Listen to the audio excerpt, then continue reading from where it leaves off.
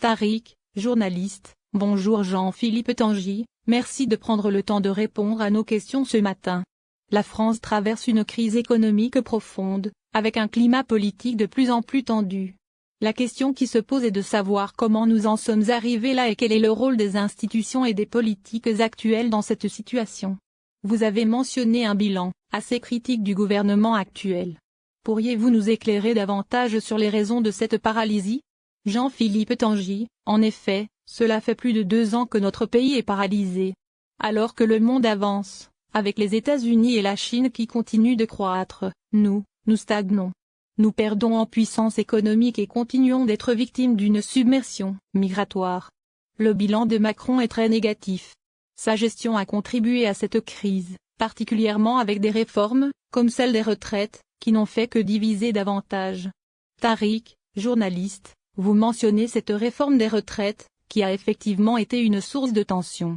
Certains, cependant, pointent du doigt la responsabilité des partis d'opposition, en particulier, sur l'absence de blocage de certains projets. En tant que membre du groupe RN, que diriez-vous sur votre rôle dans cette dynamique?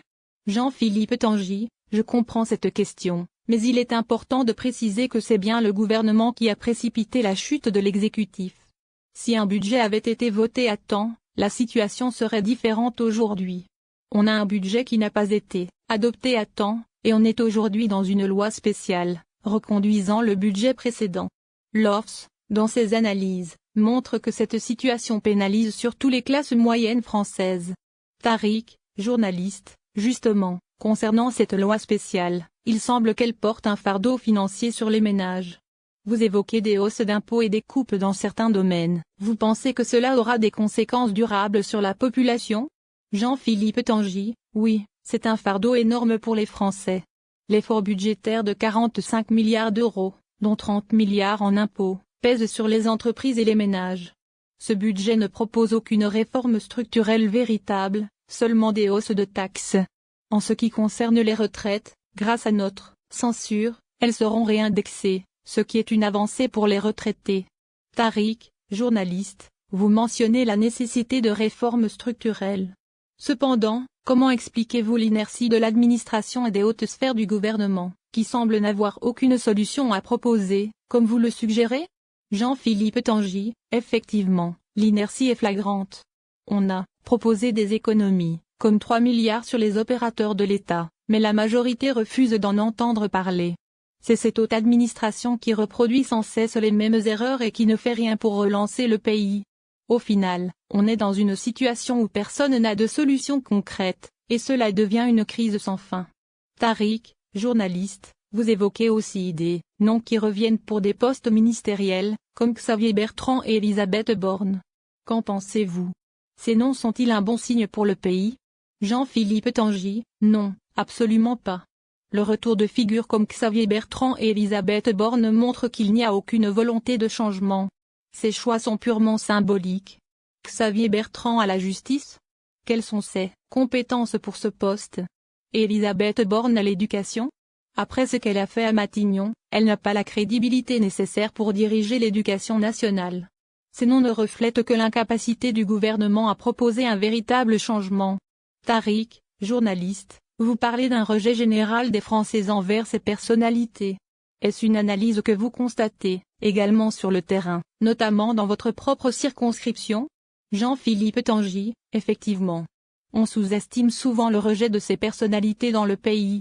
En dehors de Paris, dans les régions, il y a un vrai rejet de ces figures politiques.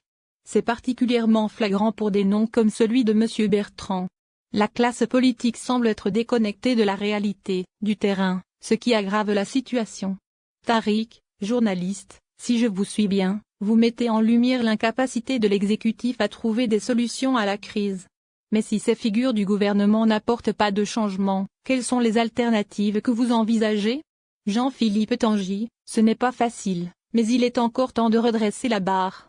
Ce que nous proposons, c'est un véritable changement de cap, avec des réformes qui ne reposent pas sur de nouvelles taxes, mais sur des réformes structurelles solides. Le pays mérite mieux, et nous devons agir rapidement.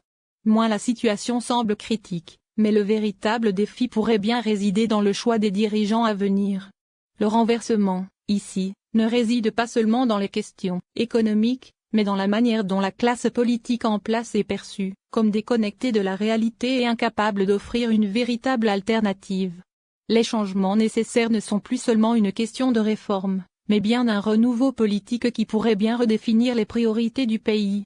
Tariq, journaliste, en fin de compte, la question reste, comment cette crise va-t-elle être surmontée, et par qui? Le renversement attendu pourrait venir d'un véritable changement politique, mais encore faut-il que celui-ci soit porté par des leaders capables de redonner espoir et action à un pays en quête de solutions.